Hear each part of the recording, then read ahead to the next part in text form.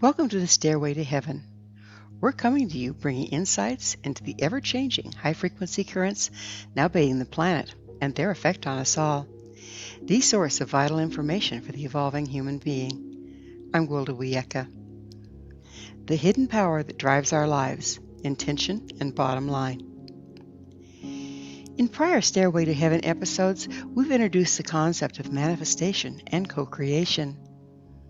During times of expansive ambient frequency, the ability to consciously co-create and manifest becomes increasingly available to us. In this episode, we'll introduce some viable tools and concepts that further our ability to create the lives we wish to live. When speaking of manifestation, one must bear in mind we're not working in a vacuum. There's a current to life that ebbs and flows through all things. The key to manifestation is in recognizing you are really co-creating within the flow of life. To co-create the lives we want to live, we need to watch for what options are about to become available and choose to be where in the mix that we manifest what we want. Manifestation is not making something out of nothing so much as choosing where to be in the current of life to best align with that you wish to experience, finding the sweet spot on the wave, so to speak. Whether we're dragged along the bottom in the undertow or surfing at the top of the wave is totally dependent upon our intent and choices. This is where free will and co-creation come in. As a simple example, if one wishes to create a fish dinner, it would be wise to go to a body of water with fishing gear when the fish are biting. Sitting on a lawn chair in your backyard hoping for that fish dinner is much less likely to manifest it. So when using free will to choose an activity, if your intention is to eat fish, your promptings would be, go fishing. This may seem overly simplistic, but upon deeper observation, it describes setting intent, working with the ebb and flow of life, and following one's promptings to reach a goal. The place, timing, and action need to cooperate with the flow of life to obtain the desired outcome. When working with more complicated desire, we need some tools to help us discern place, timing, and action. It's important to realize that while there are ebbs and flows in life to which we are all subject, our lives are not predestined, but rather a co-creation between our intention, bottom line, and life itself. The trick is to consciously work with intention, which is a real art form. Before engaging in the practice of conscious co-creation, like most of us, I viewed life as somewhat predestined and myself a passenger of fate. General belief in our own victimhood is one of the major contributors to our current disempowerment as co-creators of our experience.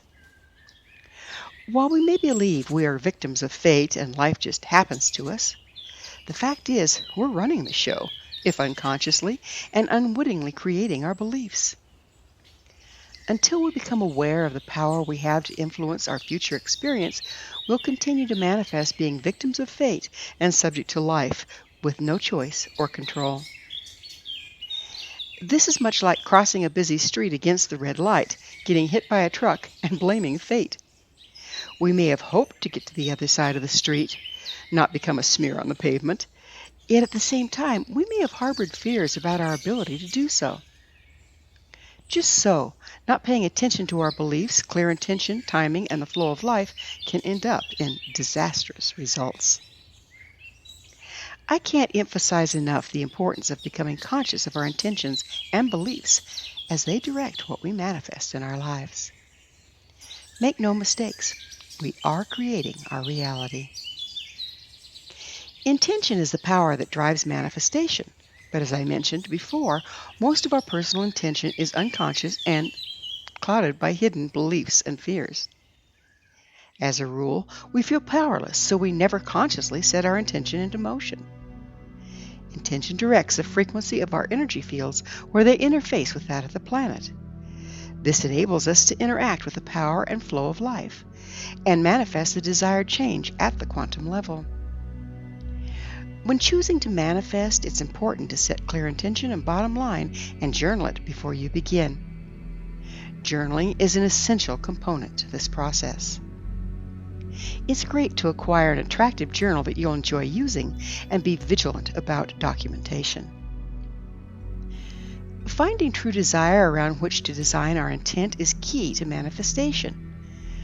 Very often, we may think we desire something, but upon closer inspection, we're creating solutions to perceived problems rather than accessing true desire. I constructed the why exercise to help distinguish true desire from created solutions to perceived problems. It goes like this. Ask yourself, what do I want? Well, I want to win the lottery. Why? So I have lots of money. Why? So I can buy nice things. Why? Well, so people value me. Why? Well, so they love me. In this example, the person thought they wanted to win the lottery, but it turns out that was a created solution. By running the perceived desire through the why exercise, we discovered what they really want is to be loved. Another critical component to accurate manifestation is what I call the bottom line. While intention states what we wish to manifest, the bottom line sets the parameters around what we are and are not willing to experience in the manifestation process. For instance, you may intend to be wildly successful in your career. However, to do so quickly may take so much time away from your personal life it compromises your marriage. With that in mind, you might choose the bottom line, given I want to live in joy, abundance, ease, longevity, good health, and in a healthy, loving relationship, and use it as a preference to your intent to become successful in your career. With the bottom line in place, it may take longer to reach your goal, but by the time you get there, your marriage will have had a better chance of staying intact, or you'll be in a new relationship that can. If, as in prior examples of crossing the street, we had arrived safely as a bottom line to our intent to access the other side, we may have been prompted to cross with, rather than against, the traffic light. It's important to consciously work with your intention and bottom line, and consistently work with it, for it directs your process and what you manifest in your world. Therefore, journaling is vital. If we keep a journal of our intentions and bottom lines, as we experience things were not going according to our plans, we can re-examine and adjust our intentions and bottom lines to course correct. An eloquent example. I had a client who was also a student in my school. When she arrived for her appointment, I could see she was very agitated. "What's working you?" I asked. "Everything is conspiring to terrorize me," she stated. "How so?" She proceeded to relay numerous incidents over the previous week that did indeed sound terrifying. From being stalked to several near accidents, I could see she'd been having a rough time of it. "Have you added anything to your intent lately?" I queried. "Why, yes, just before all this started, I intended never to be afraid again." I burst out laughing. She was not amused. Adding "I never want to be afraid again" to her intent, necessitating confronting all her fears in order to clear them. She was also creating solutions. She had judged against all fear, deciding that if she didn't have any fear and didn't have to feel fear, she would be more comfortable. Her solution? Abolish fear. Yet the problem wasn't fear. Fear is a valuable and necessary emotion. It's designed to warn us when we're in a dangerous situation.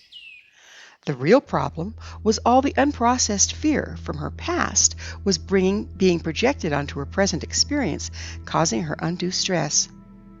Once she got over her snit at my apparent insensitivity to her suffering, we took out her journal and reworked her intention. We finally agreed to change her intent from "I never want to be afraid again" to "I intend to take the next step in healing the past damage that's causing me to experience unnecessary fear in the present." We prefaced it by adding to her bottom line, "given that I don't want to be overwhelmed in the process." She left our session armed with her new bottom line and intent. Given that I want to live in joy, abundance, ease, and don't want to be overwhelmed in the process, I intend to heal the past damage that's causing me to experience unnecessary fear in the present. She later reported that the change in wording clarified her intent, and the addition of the qualification to her bottom line made her process much more comfortable and effective. Again, it's important to consistently work with your intention and bottom line, for it directs your process and what you manifest in your world. The more you work on refining both intention and bottom line, the easier it gets to see how it's working in your life and the power you actually have over your experience. As we've demonstrated, setting your intent and bottom line is an extremely powerful tool and necessary component to co-creation. By being mindful and clear in your intent and bottom line, your entire life will start to manifest around this simple exercise. I've been amazed going through old journals and seeing how my life is magically formed around my intent, modulated by my bottom line. I'm also astounded by how much more profound it became as I consciously and diligently kept records and adjusted my intent and bottom line as needed. Because we live in a linear, polarized reality, we tend to think of our lives as linear. We start at birth, follow a supposedly predestined path of things that just happen to us, and end at death. While this is what our lives have become because of our belief systems, we actually come with any number of paths to choose from at any given time in any given incarnation. So the question is not so much as what's going to happen as, given what's going on in the larger scheme of things, how can I co-create what I want in my life? This approach gives life an opportunity to point out what stands between us and our desire and how we can clear it. To uncover this information, watch for signs, omens, and synchronicities. Another topic we'll cover in subsequent Stairway to Heaven episodes. Once we access the obstacles, we have the choice to either clear what's in the way or decide that the clearing involves more work than the desire is worth. On the other hand, there are limitations. For instance, in this lifetime, I'll never be a tall, black, successful basketball player. Wrong race, wrong gender, wrong height, and at this point, wrong age. It's simply not in my set. Fortunately, or by design, I have no real passion or desire to be a basketball player. We came exactly like we are for a purpose, one we probably chose. The key is using the why exercise to uncover and follow your passion, your true desire, when setting intent. In so doing, you'll be following your design and supported by your own nature. No discussion on manifestation and intention is complete without addressing ethics and free will. While we can use these principles to direct and enhance our personal lives, they're not intended to impose our will on others. I may decide I want a balanced, faithful, mutually supportive relationship with a life partner. I may even have a life partner at the time. On the other hand, my partner's hidden agenda may be to appear only as supportive and involved as absolutely necessary to keep me around. His true intent may be to have me earn more than half the income, run the household, and raise the children, as he leaves me alone to pursue hobbies and other women. In this case, our intentions are clearly at odds. For me to intend to have a balanced, faithful, mutually supportive relationship with him would be imposing my will on him. Instead, if the intent is very important to me, with the understanding that to implement it I may have to dissolve my current relationship, I'll set the intent to have the desired relationship regardless of who the partner may be, and let the chips fall where they may. As covered in prior episodes, in order to create, we often must dismantle in equal measure. Alchemy is a vital component to manifestation. Through spiritual alchemy, we allow life to dismantle which no longer serves based on our intention and bottom line, freeing up the constituent parts to manifest anew. Receive and release, expand and contract, gain and lose, all are inherent in the current of life. All we need to do is set clear intent while remaining flexible and open to possibility.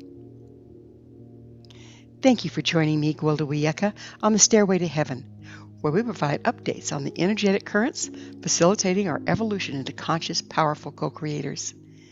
To revisit this or any of our past episodes, visit our archives at www.stairwaytoheavenmedia.com.